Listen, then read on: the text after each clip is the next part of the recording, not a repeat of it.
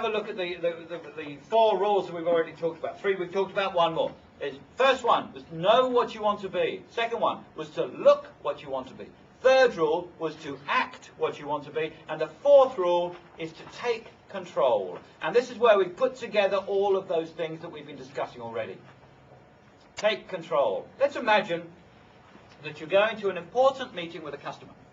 And you're going to his or her offices. In advance of that meeting, you remember rule number 1. So you write down all those things you want to be at that meeting. Whatever impression you want to create, you write it down. Then rule number 2, you look at what you're going to be wearing. You look what you want to be. So you decide what you're going to wear for that meeting. Or maybe if it's an important meeting, maybe you're going for an interview. Then buy new clothes. If you've decided exactly what impression you want to create at that meeting and it's that important to you, buy new clothes. Create the right impression. And of course, it's not just the clothes you wear. It's the whole look of you, the image of you. Very important.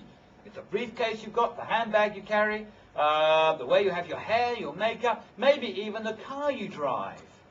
They're all very important. And you need to know these things. You need to be aware of this. So you look the part. Rule number 3, you've practiced the sort of body language that you're going to be using at this meeting. And rule number 4, you're right at the door of this meeting. The door opens. You walk into that person's office. And the 4 minutes has now started. Just got 4 minutes. That's all you've got. So you walk into the office and you remember, the first thing you remember is ESP. That's E for eye contact, S for smile, P for show the palms of your hands. ESP. Get that in your mind. You get eye contact first. You big, broad, happy smile. Then you show the palms of your hands as you're walking in. Then you put your hand out early to avoid the domineering handshake as you're walking towards the customer.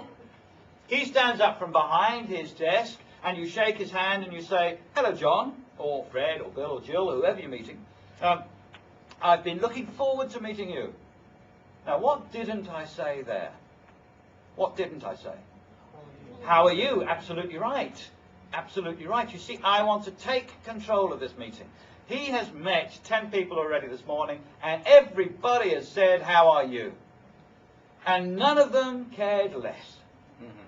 Because, you know, you'd be horrified if he answered that. If you asked him, "How are you?" and he answered, you'd be horrified. "Oh, I've got this terrible stomach ache." He said, "I've got the legs giving me pain again." He said, you'd be horrified, wouldn't you?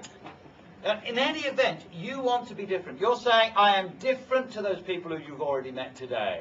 So say something different. "I've been looking forward to meeting you," or "Great to see you again," or "Hey, you're looking good." Something different, something appropriate.